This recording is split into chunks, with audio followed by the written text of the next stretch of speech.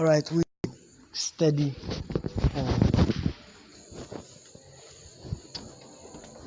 I know the ultimate thing is that we can proclaim the gospel of God in our own different way.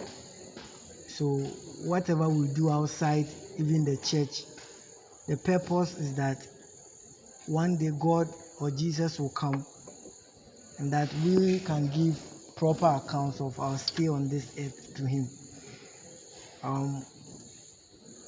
Our brother contacted me and then we did chat on WhatsApp, and then he asked me to lead a presentation. What he asked me to do was to talk about public speaking. When he mentioned that, I didn't know which aspect to tackle. So it's like, okay, this is the first presentation, so why not start something basic so that if the need be that we go into details, other time we can do. So the purpose of this particular presentation is to help us know public speaking well, and then some of the petty things we are supposed to take into consideration for us to be good public speakers in the beginning.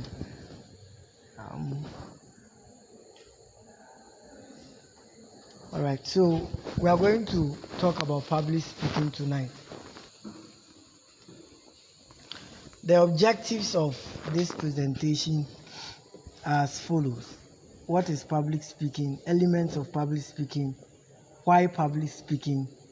Kinds to types of public speaking.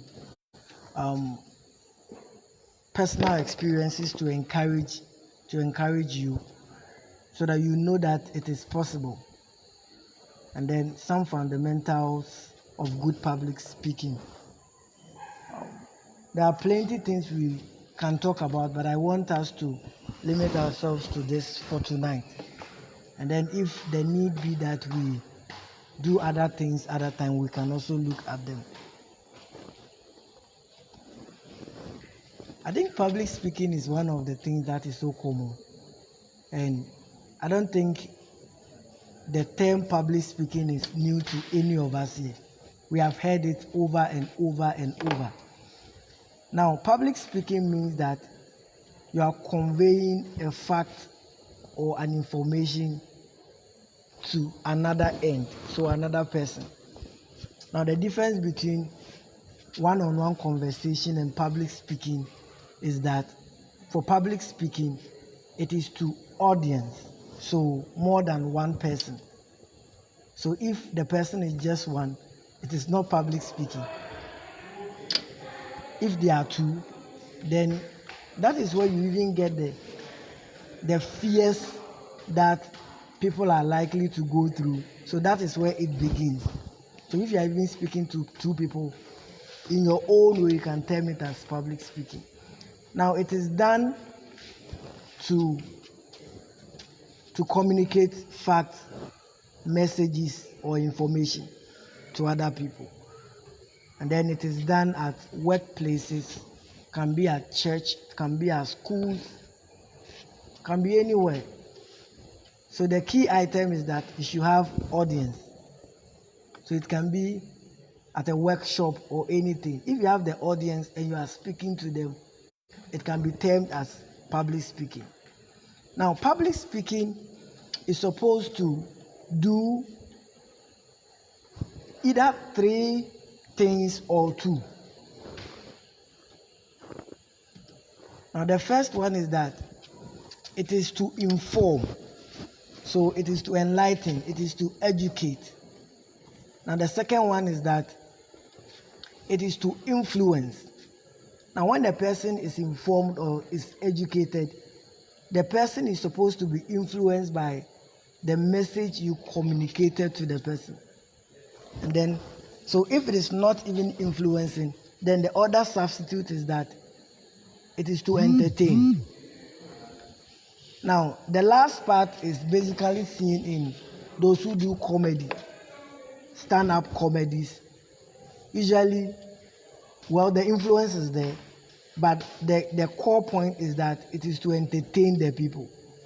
And if it is not a comedy that has lessons, they laugh and then they leave it there and then they go their way. So the influence will be little. But if it is something that is not funny and you're conveying a message or information to people, then the core point is that after informing them, it is to influence them, it is to affect the decisions they take. Are we okay? All right.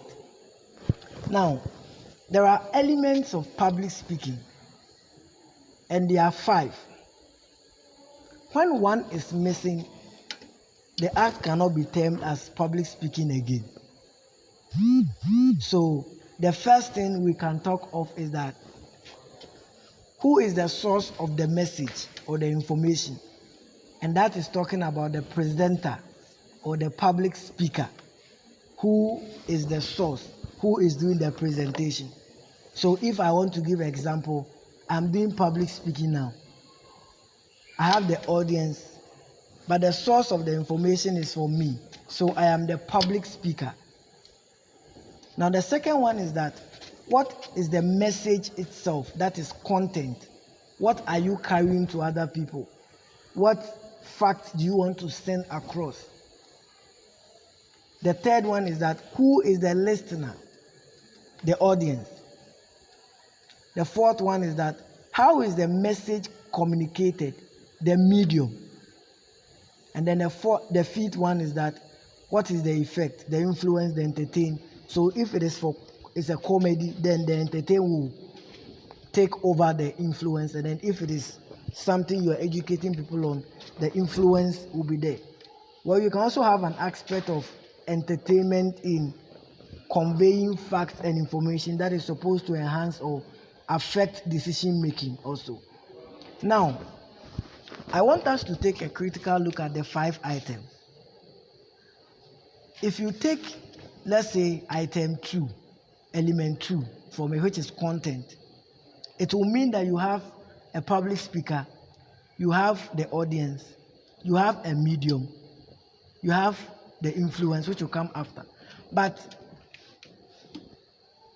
there is no message to be communicated, which is the content. So it ceases from being public speaking. When we take item 4 from it, medium, you have the audience, you have the content, you have the presenter, you have the influence. There's no way to push the content to the other end. So it ceases from being public speaking. So for it to be public speaking, there should be an element of all these 5 items in it. It should be a package of all these 5 items. So the first one is that the presenter should be there to present. If the presenter is not there and the audience are there, no one will be speaking. So the information will be there, no one will communicate it. So it has to get all the elements. I hope you are okay to this point. All right. Someone may ask, why public speaking? Do we just do public speaking, or something is supposed to prompt it? Is there any benefit when you undertake public speaking? Why should I waste my time to undertake public speaking? The first item is that it increases self-confidence. Now, when you are able to